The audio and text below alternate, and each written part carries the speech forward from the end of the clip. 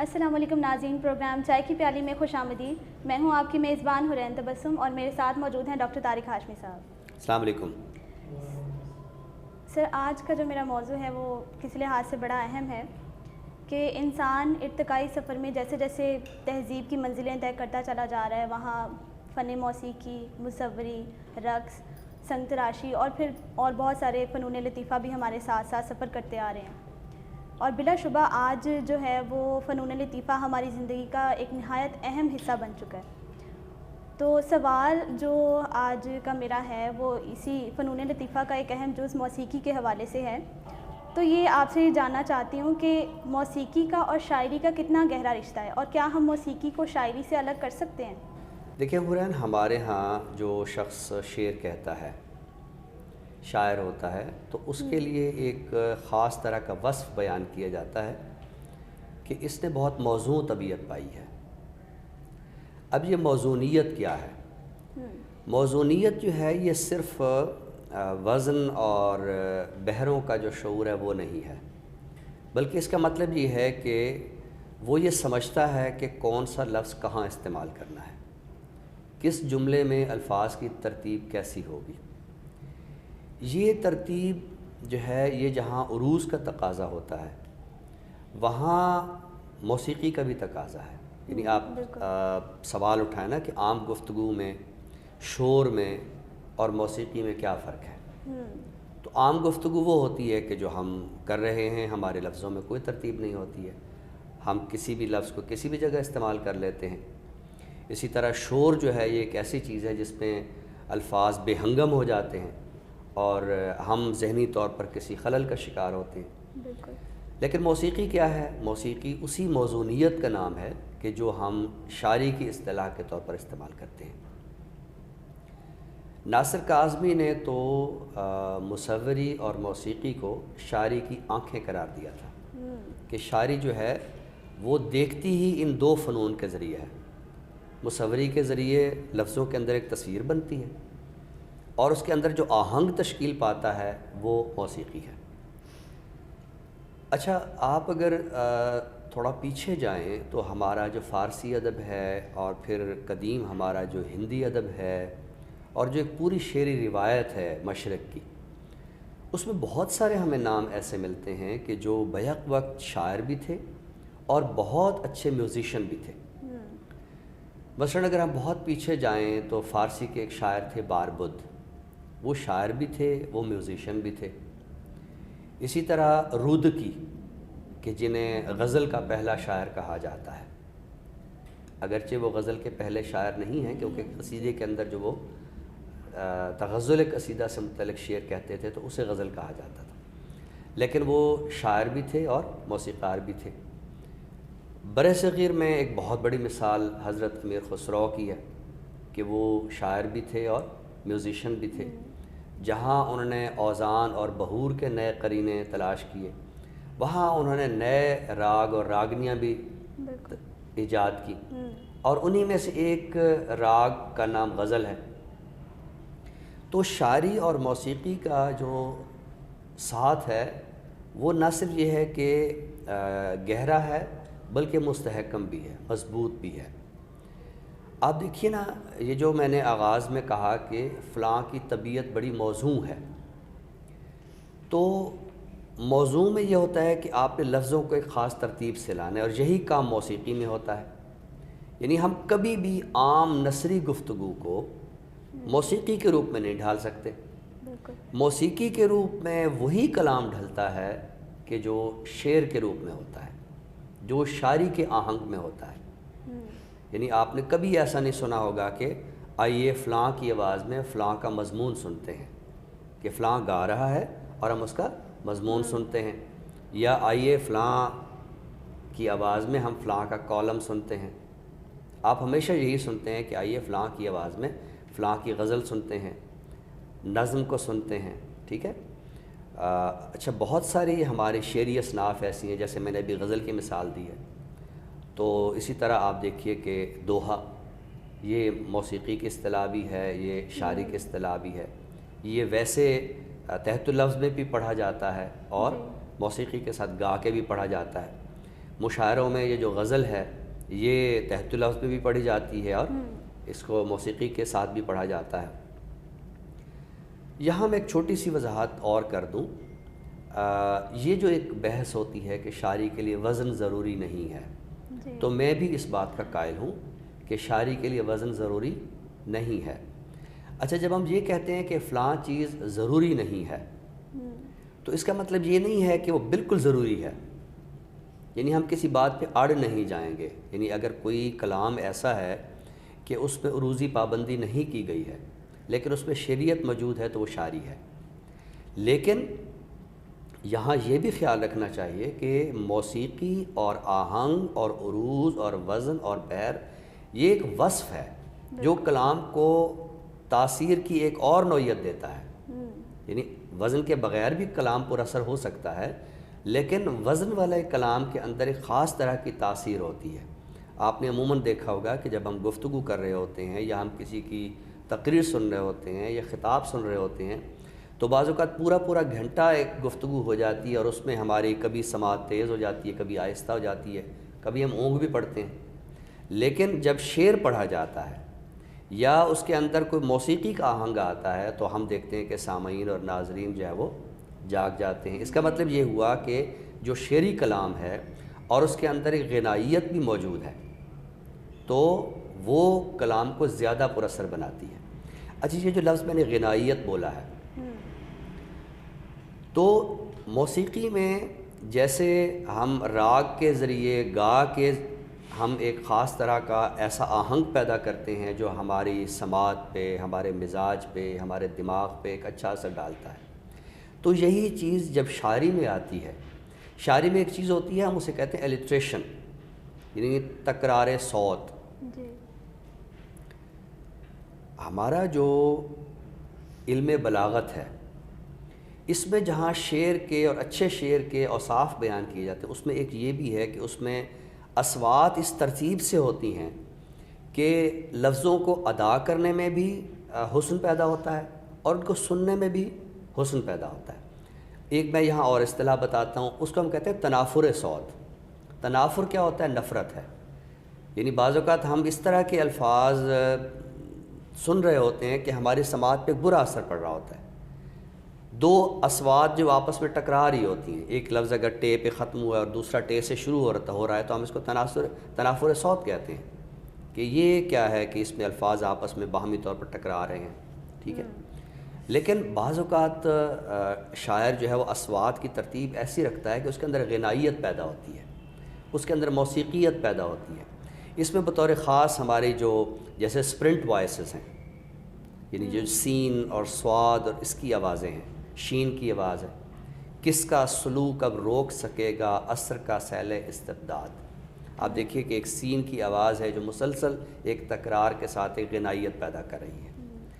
تو شاعری اور موسیقی کا آپس میں ایک گہرا سمبند ہے، ایک گہرا تعلق ہے۔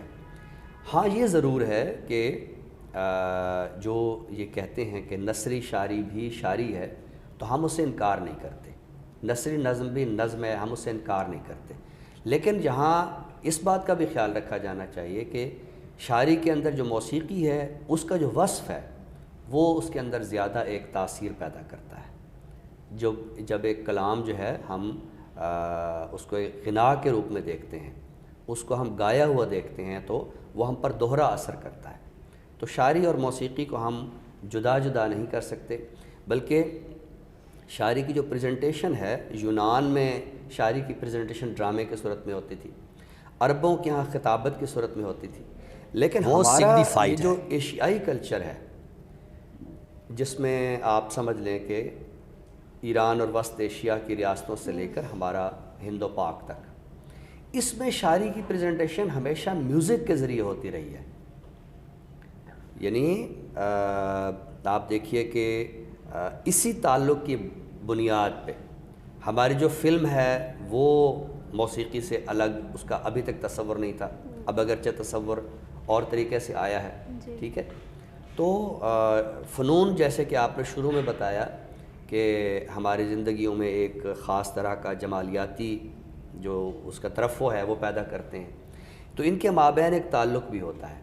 اب اگر آپ یہ سوال کرتے ہیں کہ موسیقی اور مصوری کے مابین کیا تعلق ہے، مصوری اور شاعری کے مابین کیا تعلق ہے، تو یہ سب فنون آپس میں جڑے ہوتے ہیں. بس یہ ہے کہ ہر فن کا اپنا ایک الگ ڈومین ہوتا ہے، لیکن اس کا مطلب یہ نہیں ہے کہ وہ دوسرے فن سے کٹا ہوا ہے.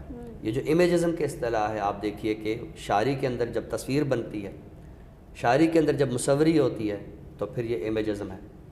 ٹھیک ہے، کوئی اچھی تصویر دیکھ کے آپ خود بخود آپ کے ذہن پر ایک میوزیکل امپریشن جو ہے وہ پڑتا ہے. تو شاعری اور موسیقی کا جو تعلق ہے وہ نہ صرف یہ ہے کہ گہرا ہے بلکہ مستحکم بھی ہے. بہت خوبصورت، بہت اچھے طریقے سے آپ نے بیان کیا. موسیقی کی بنیاد جہاں ترنم ہے، وہاں میں سمجھتی ہوں کہ شاعری کی جو روح ہے وہ علم عروض ہے، اور ان دونوں میں ہم آہنگ ہونا بہت ضروری ہے.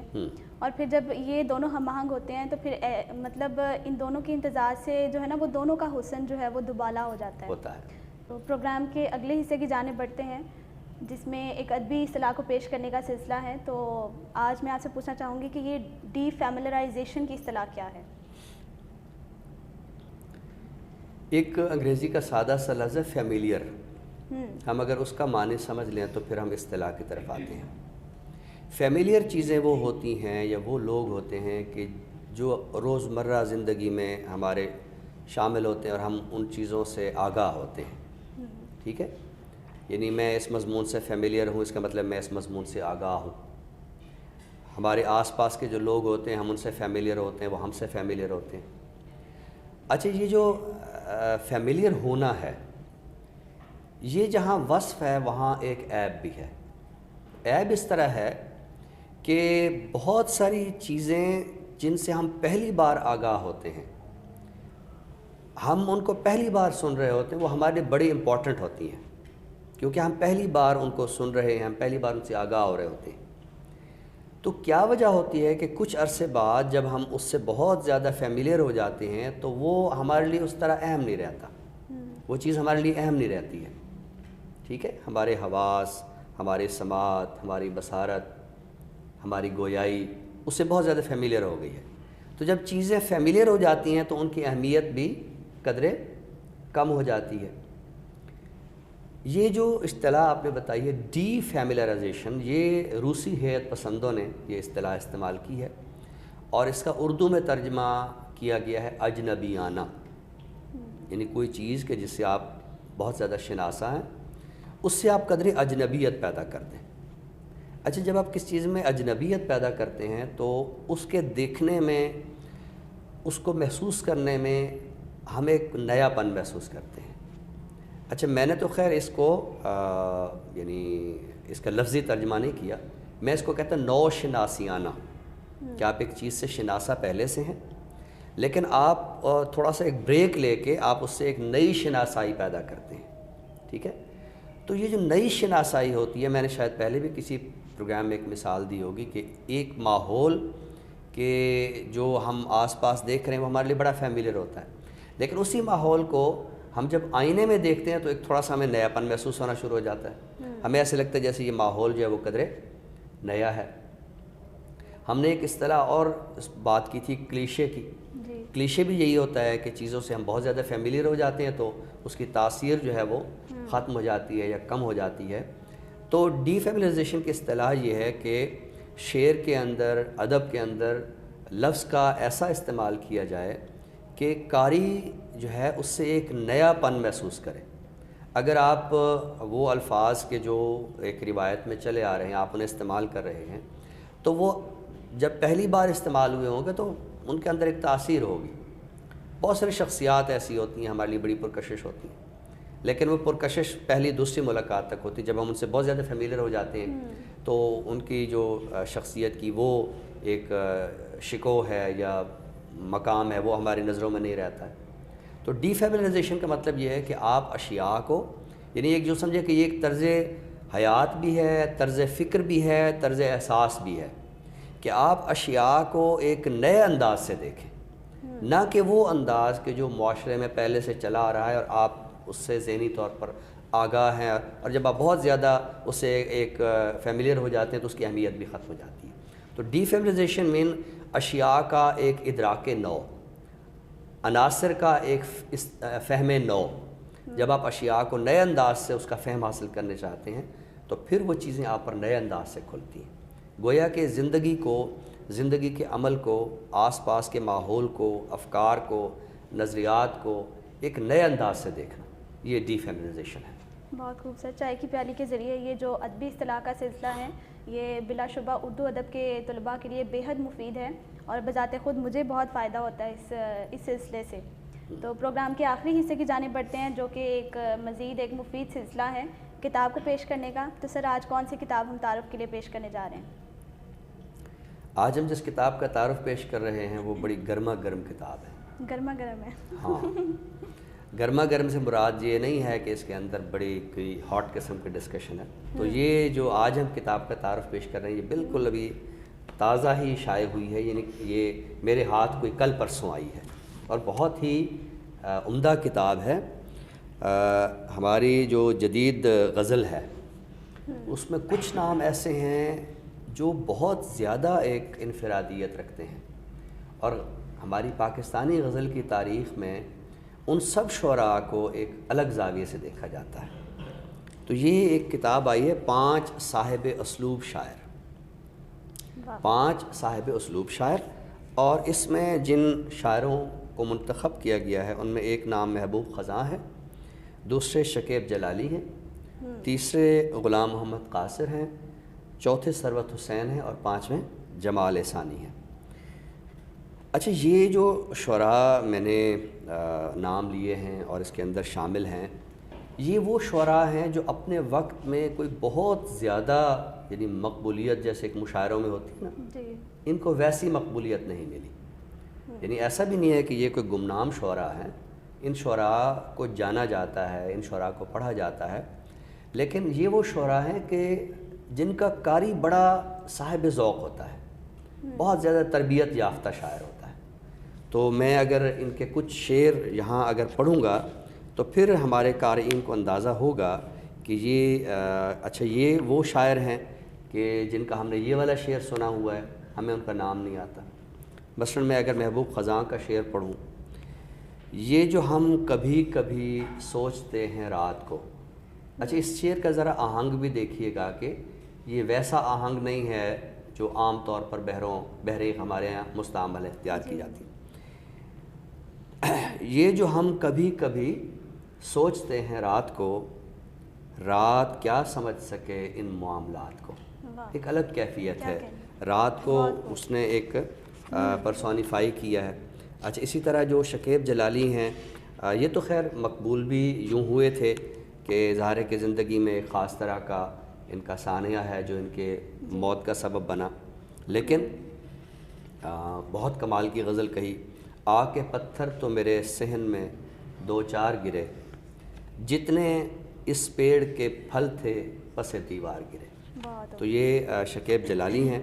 اس کے بعد غلام محمد قاصر، نظر نظر میں ادائے جمال رکھتے تھے، ہم ایک شخص کا کتنا خیال رکھتے تھے۔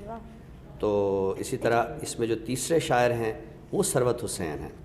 ثروت حسین نے ایک بہت الگ طرح کی غزل کہی ہے، قندیل مہو مہر کا افلاک پہ ہونا، کچھ اس سے زیادہ ہے میرا خاک پہ ہونا۔ اور تیسرے شاعر جمال ثانی کہ جن کو میں غزل کی تشریح و تعبیر میں بہت زیادہ کوٹ کرتا ہوں، ان کے بعض اشعار بڑے دل کھینچ لینے والے شعر ہیں، چراغ سامنے والے مکان میں بھی نہ تھا۔ اچھا یہ شعر سناتے ہوئے میں ایک خاص بات آپ کو بتاؤں کہ ہمارے ہاں عموماً جب بھی کسی شعر میں چراغ کا ذکر آتا ہے تو وہاں اندھیرے کا ذکر ضرور آتا ہے، ہوا کا ذکر ضرور آتا ہے، یعنی تلازمے کے طور پر ہمارے ہاں ایک تلازمے کی تکرار بھی ایک عیب ہوتا ہے نا۔ یہ شاید واحد شعر ہے کہ جس میں اس طرح کا کوئی تلازمہ نہیں برتا گیا، چراغ سامنے والے مکان میں بھی نہ تھا، یہ سانحہ میرے وہم و گمان میں بھی نہ تھا۔ تو جمال ثانی، اور یہ کتاب جو ہے یہ مرتب کی ہے اماد قاصر نے۔ یہ جو نام میں نے لیا ہے اماد قاصر، تو انہی شعراء میں جو اس کتاب کے اندر 5 شاعر شامل ہیں، تو غلام محمد قاصر کے یہ بڑے فرزند ہیں، اور میں سمجھتا ہوں کہ یہ جو شاعروں اور فلسفیوں اور پروفیسروں کے بچے ہوتے ہیں، یہ ضروری نہیں ہے کہ ان کے پروفیشن کو اس طرح اڈاپٹ بھی کریں۔ ڈاکٹر کا بیٹا ڈاکٹر اس لیے بھی بن جاتا ہے کہ اسے پیسہ کمانا ہوتا ہے، ٹھیک ہے. انجینئر کا بیٹا انجینئر بھی بن سکتا ہے. لیکن یہ جو پروفیسر ہونا ہے یا شاعر ہونا ہے یا مصور ہونا ہے، یہ تو اپنے اپنے ذوق کی بات ہوتی ہے نا. تو یہ ایک بڑی اچھی بات ہوتی ہے کہ کسی شاعر کو ایسی اولاد ملے کہ جو ان کے لکھنے پڑھنے کے کام کو آگے بڑھائے. تو عماد قاصر نے یہ خود بھی شعر کہتے ہیں اور مصور بھی ہیں، اور انہیں یہ کتاب مرتب کر کے اردو غزل کے جو 5 صاحب اسلوب شعراء ہیں ان کے کلام کا ایک انتخاب اور ان پر ایک بہت اچھا مضمون، تاکہ پڑھنے والا یہ بھی دیکھ سکے کہ وہ کس شاعر سے شناسہ ہو رہا ہے. تو یہ ایک بہت عمدہ کتاب ہے. جدید شاعری سے دلچسپی رکھنے والے طالب علم اور قارئین جو ہے وہ اس کتاب کو ضرور پڑھیں. 5 صاحب اسلوب شاعر، اس کے مرتب ہیں عماد قاصر. بہت خوب سر، نہایت منفرد کتاب، اور یقیناً اردو ادب کے جو طالب علم ہیں وہ اس سے ضرور مستفید ہوں گے اگر وہ اس کا مطالعہ کریں گے. اسی کے ساتھ ہی ناظرین، ہمارا پروگرام اپنے اختتام کو پہنچتا ہے. انشاءاللہ نئے موضوعات کے ساتھ دوبارہ حاضر خدمت ہوں گے. تب تک کے لیے اپنی میزبان حرین تبسم اور ڈاکٹر طارق ہاشمی صاحب کو دیجیے اجازت. خدا حافظ. اللہ حافظ.